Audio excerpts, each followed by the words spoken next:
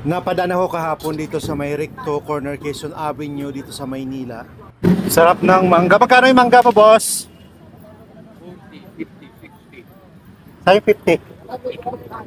Sige, saan yan? Tikman natin yung mangga ni Kuya. Parang sarap ng ano. Slice. Ito lang malapit sa Isitan. 40, 50.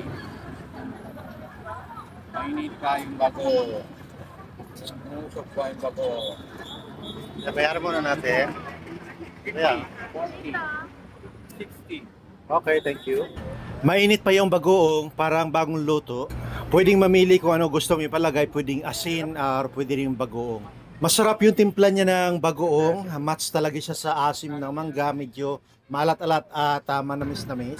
Kung familiar kayo sa lugar na to, ito yung lugar na mabaho, marumi, maraming basura before. Pero